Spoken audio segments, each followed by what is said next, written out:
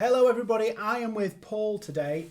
I've come up on a trek to... Paul, where am I? You are in Street near Glastonbury. Near Glastonbury. I've not brought a tent, but I've had the opportunity to chat to Paul twice, one in person and one over a video call. And I think he's got some really useful stuff that he's helping businesses with. So I thought I'd come up. Actually, I'll tell you the truth. He came to us and I forgot I was in the wrong place because I was totally disorganized and had to beg for forgiveness. But he's given me an audience, a royal audience. So, Paul, tell everybody what you do and how long you've been doing it and all that stuff. Okay. My primary focus at the moment is very much helping people put together a simple presentation, which they can use either direct from stage to an audience or across a web class, a webinar type approach, which really educates people and moves them down that path to buying your products or your services. So in a nutshell, what I do is help people influence more effectively, more easily. And in a way, I think the big thing as well is in a way where when you finish delivering your webinar, people want to hear more from you. So I think we've seen, obviously, and you and I have both been on webinars where at the end of it, you go, well, that was 90 minutes of my life I'm never getting back. What was the point of that? And it was like zero real content. And it was all pitch, which I get. Everybody needs to sell their services, of course. But when it's all pitch and no value as an investment of your personal time, you kind of go like, well, what was that about really? And then when you get a follow-up from it, it's like, well, I don't want to hear from you because you just wasted my time. Okay, so let me ask you, and I don't know if this is a tricky question. I've seen you do this. You give away a lot of stuff. Yeah, and lots of people, they give away tons and tons of stuff. Yeah. How do you manage that balance? Or even if is this a relevant question? How do you manage that balance between giving away enough stuff to show people you're worth the investment, but not giving away the crown jewels that they go, thank you very much, and I'm on with it? Yeah, there is a balance because you can, like I'll happily give away the farm in terms of content. Yeah. The question then really is, how do you give away the farm? Because if I just gave everybody everything that's in my head as a download, it would be overwhelming. So then there would be that disconnect. Whenever you want to influence anybody to do something, particularly obviously in a business setting, then you got to understand that what's going through the head are a number of simple questions. One of which is, can I do this? Yeah. So if you just give away everything you know that you're an expert in, one, if it's just dumped on them, they're going to be overwhelmed and they're just immediately going to go, well, that was great in the sense of you were so willing to give, but I don't think I'll ever be able to do it. I don't believe I'll ever be able to do it. So then they just go looking for another path. Does that make sense? It's interesting you say the word believe, because I've mentioned this in some things on LinkedIn recently. How do you think that whole belief, we've got marketing, we've got sales. How does that belief word fit with marketing and sales and presentations? Because surely it's just facts, isn't it? Don't you just deliver facts? You do, but if we were all robots, that would probably be accurate. But as we're human beings, and human beings are emotional creatures, we're not logical, we're not Mr. Spock, off Star Trek, we're not Vulcans, we are very emotional. And that's what drives our actions, our behaviors. So therefore, the beliefs that we form throughout life have an impact on our behavior, obviously. Because like interestingly enough, you and I are sat here, small business owners, doing well, and yet we both know people who have started in business and have maybe hit a ceiling financially where they're probably not making much more than they would have made working in corporate. Yeah. I mean, they've got more freedom maybe, which they want, but they're not necessarily making more financially. And it's like, what's stopping them getting through that breaking through that barrier? Yeah. It's all belief. It's the emotional aspect. In the same way that, I've got friends who are making 10, 20, 30, 40 million a year in this sort of seminar world. And you kind of go, well, that's great. It's fantastic. It's way above average because most people who are running a good seminar business in the UK, probably doing somewhere between 1 and 3 million turnover. So somebody doing 10, 20, 30 is breaking the norm there. Yeah. But what's the difference? And then I've got one friend who's, he's in the billions. So again, what's the difference? And yes, without a doubt, there's strategy, there's things that you would call hard facts, but the implementation of those are all belief driven. So whether somebody bothers to do it or not is belief driven. And I suppose that's the same, whether you're an employee, whether you're a business owner, if it's a bit like a company saying, we've got this brand new campaign or this brand new strategy we're going to implement. If people don't believe it's going to make a difference, they're not going to do it. They're not going to do it, or they're going to do it half-heartedly, in which case it's not going to work anyway because they're not giving it the focus it needs. So, and you see that all the time. It's like if you, like a lot of the people we work with, have come into whatever they do, maybe driven by a passion to make a difference. So they've become coaches and got the skills necessary to do great coaching. Then from a business perspective, that ability to influence is going to determine whether you have clients or not. Yeah. But if we come along and say, okay, in order to do this effectively, you're going to have to spend the next 10 years reading every direct marketing book that's ever been written, going on every marketing program that exists in the world, and then out of all of that, develop your own strategy and your own plan. And it's seriously, it's going to take you 10, 15 years. I'm not going to be like, forget it, I'm not doing it. Yeah. Because it's too much. So if we then put something together, part of our skill is to be able to put something across in a way which is almost step by step, so people understand it and believe they can do it. That makes sense. And then I guess the other side of tying that in with your question is, can somebody believe they can do it and therefore not need you or me to help them do it? That's possible. But more often than not, what I've noticed is if I give people a step-by-step approach, so now they believe they can do it, which I want them to believe, because I want them to believe they can do this, do it successfully, get the result they want, because that's the result they want. And then I'll let them go away and do it for themselves. There's maybe 1 in 1,000 people that will actually do it by themselves. And everybody else will kind of get to a point where they go, you know what, I do need some help with this.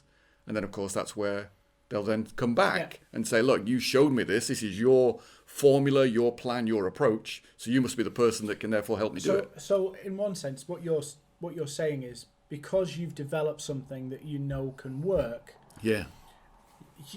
You know how this can go wrong. You know how this can fail. Yeah. And then by people bolting into you, even though you've given them the kind of almost like the template, you are the person who makes sure that they don't fall off and go into the rabbit warrens that you know are there. Yeah, absolutely. So because I've seen the mistakes. It's like for example, I was in Chicago over the last week, and I was at a 2-day event. And it was a multi-speaker, so I watched all the other speakers, and I'm there making notes on all the other speakers.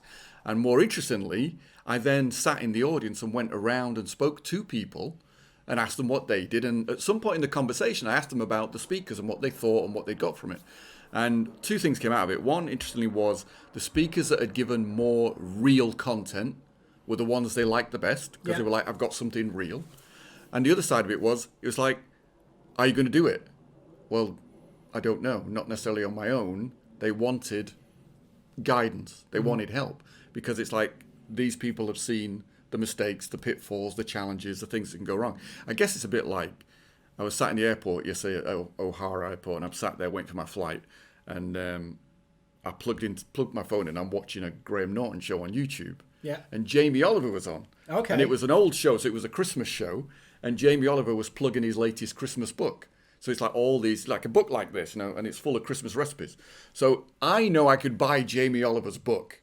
I know I could follow the recipe. Is it going to be as good as Jamie Oliver doing it? Not a chance. Yeah. Not a chance. And there's a very good chance that whatever recipe I follow, when it comes out the oven, it's going to look nothing like the picture or taste nothing like it's supposed to taste like, because I don't know the things to avoid or the little nuances that actually make it deliver the result better. Does that make sense? Yeah.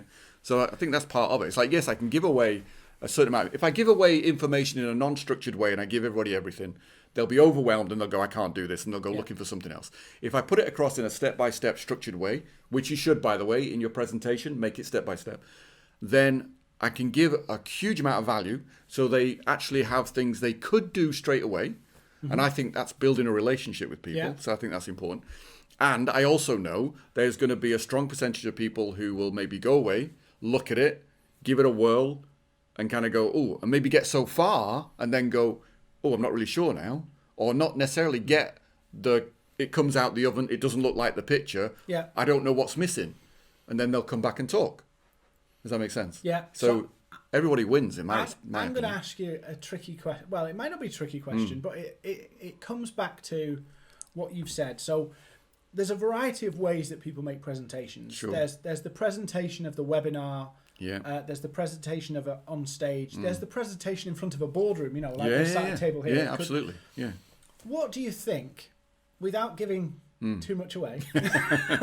For sure. What do you think are the key things that you see time and time again people miss? I would say they miss understanding what influence really is from a big picture point of view.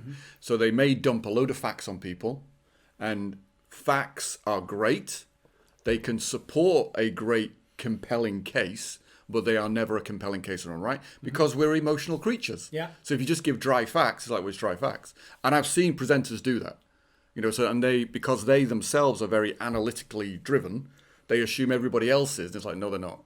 So it's just dry facts. So people miss that. They forget that it's the emotional aspect which is more important than the actual facts and figures themselves. That's the other big thing. And then they forget that actually you're here to influence someone else. So it should be about that person and their goals, what they want to achieve, not about you.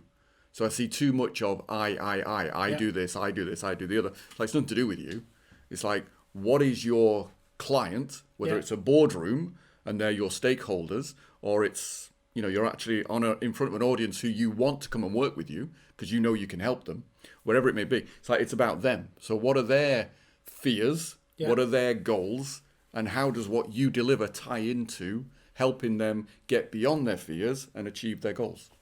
So would you say that people buy into, everybody's, when you're selling something, whatever you're selling or promoting, I use the word selling a lot, but a lot of the time people they don't like the word. Yeah, the words matter. But, if you're promoting something or you want somebody to take an action, sales, you want somebody to take an action, what do you think about, I'm obviously talk about a lot about the outcome.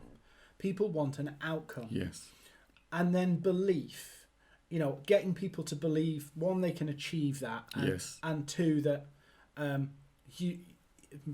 one, they can do it. Yeah. And one, what they're being told to do actually works. Yes. There's two elements of belief and there's an outcome. Yes. How do you see, like, I'm trying to explain something really complicated. It sounds great in my head.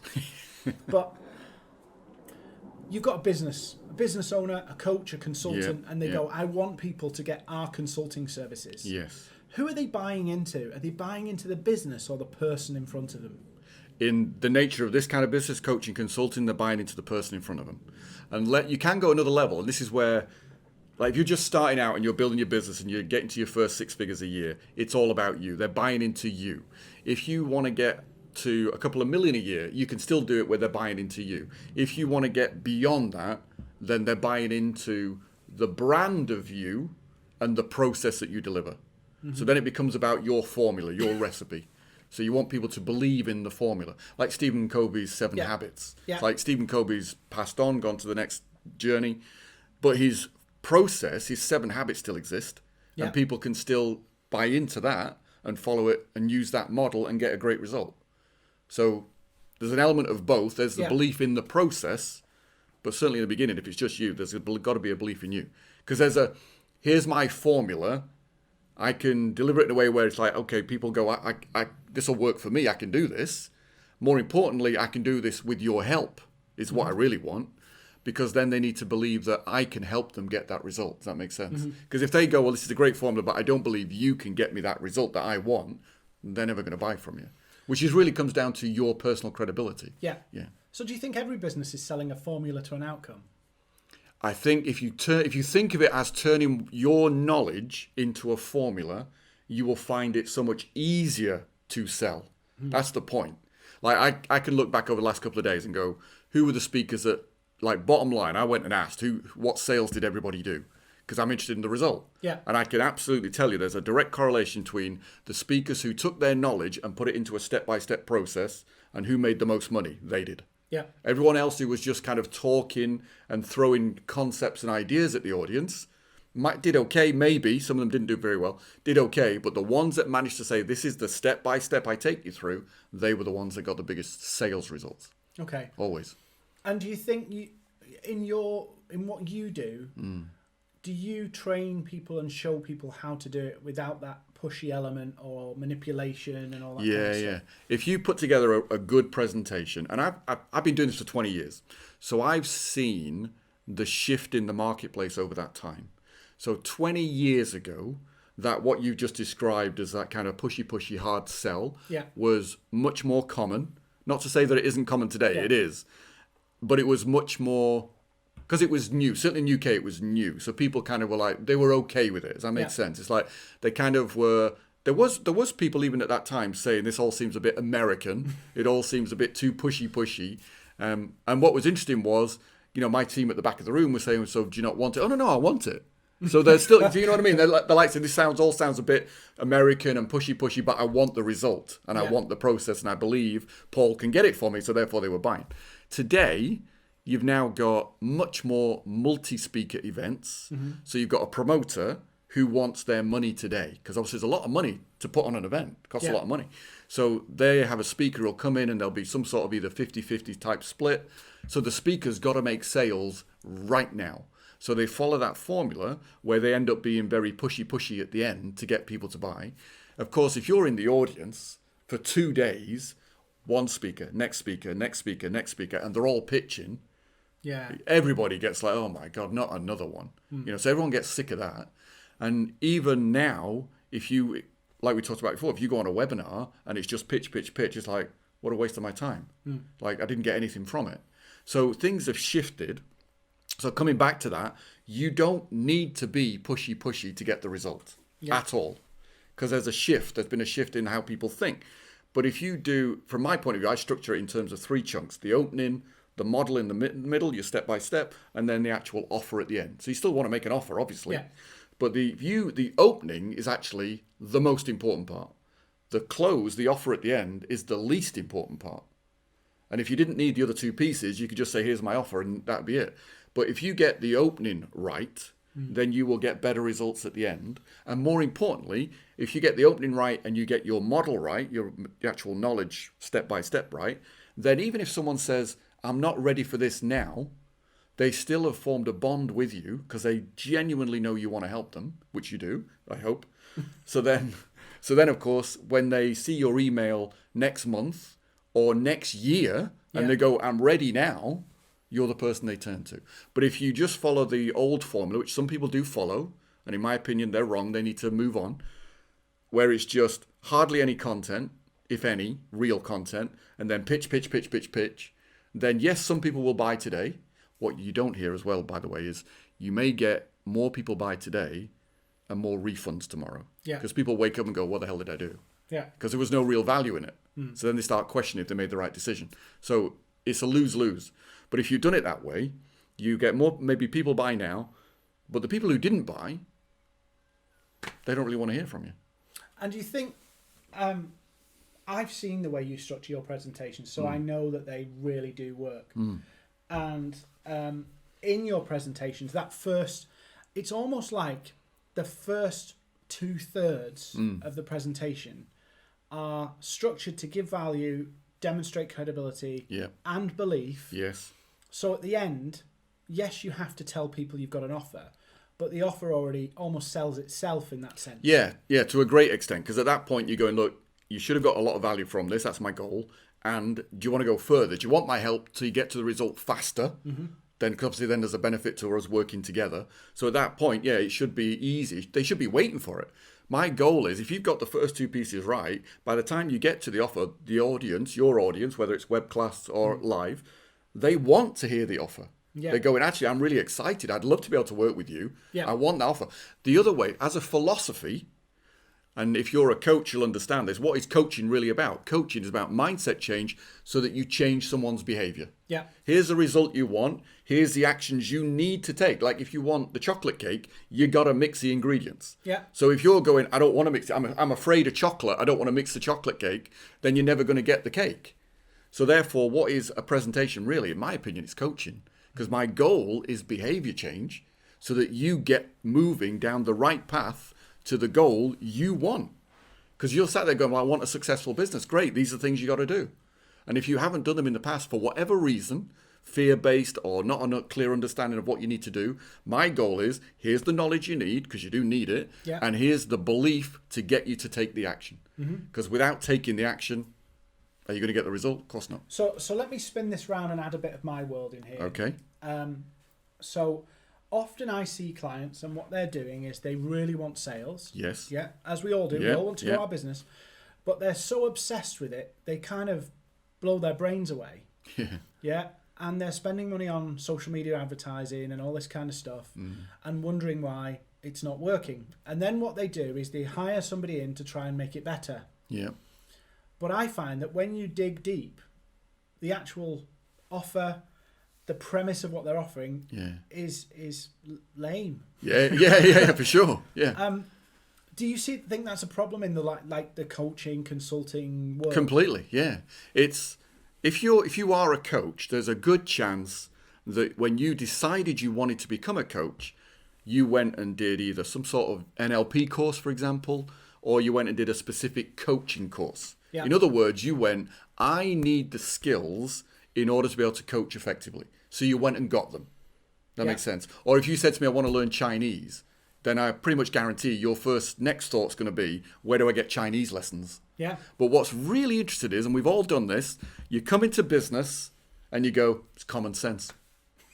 It's like, I've got this, I'm a coach, I've got this set of skills, therefore people will buy it. Or, I've got this software, people will buy it. It's like there's this disconnect between there's a set of skills required to grow a business. Yeah. It's just completely forgotten about. It doesn't enter most people's awareness. They just go, well, I'm a coach or I'm a consultant. That's it. That's all I really need.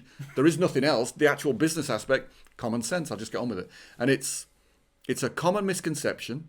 It gets in the way. And it gets in the way, one, because it's a misconception. Secondly, because if you genuinely believe that business is common sense, you don't even go looking for the skills. So it really gets in the way then. Yeah. So then you'll see people, and you must have spoken to people like this. So the number of coaches I've spoken to who came into coaching oftentimes because they wanted to get out of corporate. They wanted to do something where they felt they were making a difference, understandable. Yeah. And they got a certain amount of savings. So they'd taken some of their savings to get the skills for coaching. And then they've gone, right, I'm in business. Get a website, spend some more money. Get on LinkedIn. Maybe take the free version, that's fine. And then start posting stuff, random, no connection to anything. And then a month goes by, well, I've got to pay the mortgage, I've got to feed my family, so more money out the savings. Another month goes, and so on, until eventually they're running out of savings or they run out of savings. Yeah. And then they start thinking, oh, I need help. Because now the pain is so strong, they're going, I must be missing something. So now all of a sudden they start to dawn on them, actually there is a skill set to this that I'm missing, where do I get it? And that's when they turn to... They've got to communicate to their potential customers in a way that the customer, one, wants to listen. Yes. And two, see, like we're coming back to it again, but the value I deliver to somebody, I have to not only just tell people the value, sure, they have to understand the value. Yeah. That I put a quote up. I don't know who did it. I put it on LinkedIn a few days ago. And it was, the message that is sent, is that the same as the message that's received? And often, we write our web copy, we write all this stuff. And I've done this. I'm sure you've done. You troll through websites and you look at somebody's website and you go, I have no idea what these guys do. No. It's like full of waffle and all this kind of stuff. Yeah. And actually, when it comes down to it, we're data scientists or something. Yeah. And I'm a firm believer, and I'd love to hear what you think about this, is that if you can't quickly articulate to somebody the value you can deliver and the problem you can solve for them, you're wasting your time. Yeah, totally. Which actually, I kind of, I guess, went off tangent, didn't I? I forgot what your original question was, which was about the offer itself. I can't remember what my original question was. It's like the offer was lame. It's like, that's what you were saying. It's like, absolutely. And that, I think it's understanding that people don't know what you do, don't understand it at the level you do, because you're the expert, not them. And then also those other things get in the way. So in any kind of sales situation, there's always the common objections of, I don't have the time and I don't have the money. And you need to deal with those in your presentation. But the offer itself should articulate very clearly what they are getting, why they need it, and connected to that result or that outcome, as you call it. So it's like, here's what I'm giving you. These are the pieces of my recipe, and you need these in order to achieve this result. And there's a very clear understanding of why that's needed. So not just me telling you, you need this. Like if you were selling a podcasting course, and you say, okay, you need a microphone. So part of my offer is this microphone. You need a microphone in order to be able to pick up the wave voice signals and put them in a computer so we can record it and hand it to somebody else. Oh, I get it. Now I know I need a microphone. Does that make sense? Yeah. So it's that element of what are all the pieces of your offer? And most people, I think, haven't even thought in that way. Like coaching, they go, well, I coach. And what does that mean? What does that mean in terms of a result? And what is it you actually do in that coaching that delivers that result, that's important to delivering that result? Do you think a lot of like coaches, whether it be, you know, a personal coach of some kind or a business coach, how much of it is about the structure that they've built? Like, for an example, you do a webinar, that's great, you get people listening to you, you've got an offer, but how good, not how good that offer, how structured that offer is. Like, for an example, a lot of coaches, they wander around, they'll probably upset some people with this, probably. They wander around going to events, and there's nothing wrong with networking or anything like that, but they go around, I do coaching sessions. And it's like, And? For who? For what purpose? It's like, actually, I'd rather have your business card that says, I can help you do this, this, and this. Book a session, here's the details. Do you think that kind of structure is essential today? Totally. If you think of influence as being the ability to plant pictures, and you say, I do coaching, there's no picture. There's nothing in my head that's clear as to what that means. Unless they've had a previous experience, in which case you're aligning yourself with whatever with that previous, which may have been bad. If they had a previous bad experience with a coach, and you come and say, I do coaching, then they remember that old bad experience, whereas you want them to have a very positive experience or a positive view of what you're offering. So you've got to break it down to be able to plant those pictures, which is really a way of taking what may be, for a lot of people, a complicated topic, and you've got to make it simple, which is why the whole encouragement of make it step by step. So when you speak to somebody and they say, yes, I coach, and I'll do this naturally now. I'll say, okay, so who do you coach? What kind of result are they expecting to get from you? You know, how do you coach? Have you ever met a coach who can't answer those questions? Oh yeah, all of them. All of them? Because they'll say everybody. Like, no, you don't. And the result is that's true of whatever the client wants. Yeah. Okay, that sounds nice and wonderful, but that isn't going to get you any business. That sounds like a coach who's run out of savings. Yes, usually. Yeah. So let me throw this back to you, because you've said this about coaches, and this is completely unscripted, by the way. So Paul has no idea. I have no idea what I'm going to say next, really. The outcome wasn't to offend everybody. It's just worked out that way. Yeah. What's the outcome you deliver for people? So I deliver for them that presentation. So it's like, I don't write it for them, we work together, but they end up with a presentation which they can then put in front of their ideal client, which is not necessarily based on demographic, age and such like, but it's based on the result people want and the problems they're facing.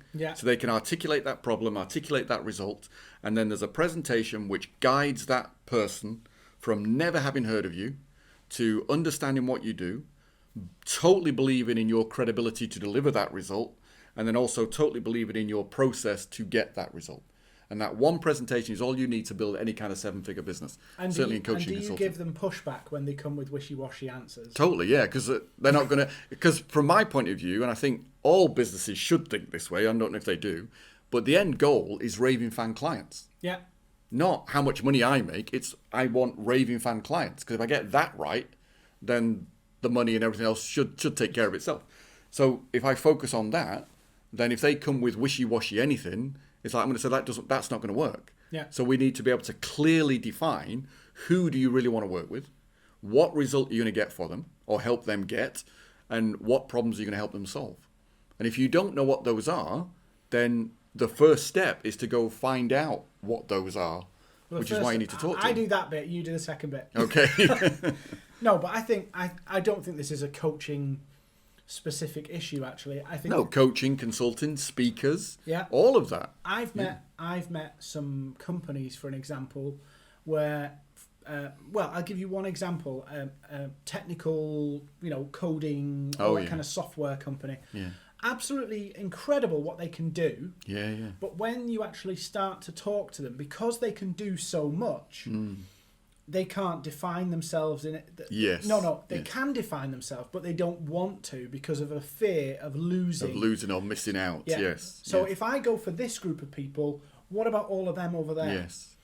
Yet they forget that actually now they've become so relevant to the people that we're actually talking to that they're more likely that those people will buy and get engaged with you, even if some of those people you may not be on the radar. The other one I've seen is people hitting every social channel with everything they've got and not really, and this comes to my world, how LinkedIn's become my world. I do all the others, but they're, it's like LinkedIn and everything else is here. Yes. They never master one channel. Yes. They never develop one space. Yeah. So they're spread so thin. And I think this comes back to focus. And I don't know whether you're a coach, you're a consultant, you're a million turnover business. If you don't have focus, you are in real trouble. You're totally in trouble. And so the focus in the coaching, consulting, speaking world, focus is who are you working with? You've got to be very clear who that is. It isn't everybody. The other side is, it's like there's 2-3 billion people online at the moment. Yeah. There's another 3 billion coming online in the next 5-6 years. So that's 6 billion people. Do you really think you like all 6 billion people or they're all going to like you? No. So you can't work with everybody anyway. It's just not physically possible. So within that, you've got to be clear who it is you are working with. Like for me, if I've got an audience of people who are entrepreneurial, ambitious, run their own business, want to grow it, want to make a bigger impact, great. We're a great fit in that respect. Yeah. If I'm sat in an audience full of school teachers, it's going to be the worst presentation they've ever heard because I'm the wrong fit for them completely.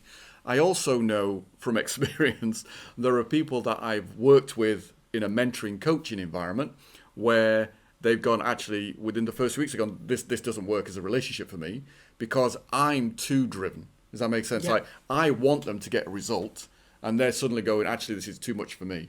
And I need somebody who's more softly. Great, go find someone who's more softly.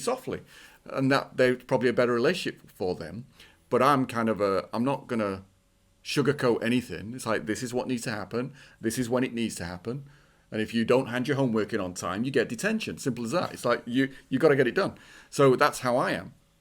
So yes, you need to be clear who it is. You need to be clear what you're offering. And if you can do so many different things, that's great. Then let's organize that into some sort of ladder. Yeah. So you can kind of lead with something which gets those people that you want to work with into your circle of influence. Yeah. And then when they got the value from that, if you can then say, well, there's even more value with this, and then some of those people want to come on that journey further with you. But they can't do that if you're going, well, I can do anything for anybody and anything for anybody, so you never get anywhere. So I'm going to ask one more controversial question just to alienate and isolate the audience a little bit further. Have you ever come across, I've come across this, and maybe you have, a business or person or individual who goes, my way isn't working, I don't want to change my way, make my way work. Have you ever come across people like that or businesses like that? I have, not for a long time, and only because I have a set of questions. Yeah. And depending on your answers to the questions, depends whether I want to work with you or not. Because I already know from the patterns I've seen in the past, these are the people I can get great results for. These are the people it's going to be very hard to get a result for because they're so fixed in their old way. Yeah. It's like you wouldn't go to a doctor and say, doctor, I'm having a problem, I've got chest pain or whatever it might be. And they go, okay, I know what it is. So they've done a great diagnosis. Here's what you need to do. You need to change your approach. And they go, no, I don't want to do that. Or, I want to lose weight. Great. So you go and see some of this. They're like, to lose weight, we're going to need to get you to exercise more, cut out the chocolate cake, eat more real food without processed food and such like. They go, no, I don't want to do that. I want to carry on eating my, Marks and Spencer's or eating at Denny's or whatever it might be. And I want to carry on eating chocolate cake for breakfast, lunch and dinner, followed with, a 2-litre bottle of Coke. Me and my doctor. and expecting to get the result. You're not going to get the result. No. So they've got to be willing to change their approach. I mean, that's a standard one, though, isn't it? If you've done any NLP, you'll have seen the ultimate success formula. Yeah. Or if you've seen Tony Robbins, you'll have seen the ultimate success formula.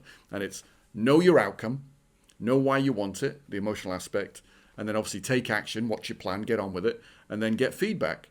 And then the fifth step, if it's not working, change your approach. Because if it's not working, it isn't going to deliver the result. Yeah, and just because you want it some to. people just keep doing the same things over and over. But then again. you're back to Einstein's thing, isn't it? Like insanity, doing the same thing over and over and expecting a different result. Yeah. It's not going to work. But at what point? Because if they're adamant they want to follow that, then I guess there's a couple of ways with it, isn't it? There's either we can look to see, to reframe it, influence them in a way to make them realize that actually it's never going to work. Yeah. Or say, well, let's put your approach up with my approach. We'll do both, and then we'll test the result. Is that fair? It's like, which is more important, getting the result or staying attached to your current approach? Or you go, well, that's great. You stay with your current approach. Come and talk to me when you've run out of cash. Or don't, because you can't afford to. Yeah. Paul, this has been, every time we meet, I love getting your perspective on stuff because you've seen it. You've probably experienced some of the things that people have gone through. I'm sure you've learned some of these things from experience, and you've also learned from it studying, and you do still commit to studying. Always. Like, I know it's a cliched phrase, but I don't want to be the smartest person in the room.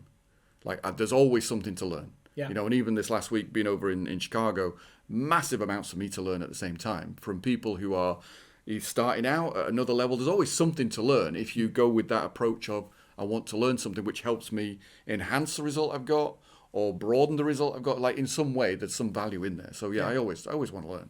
So I always study. But I was fortunate in the sense of when I started out, I had hired an office in Leicester Square, which was a complete mistake. I knew nothing about business, shouldn't have done it.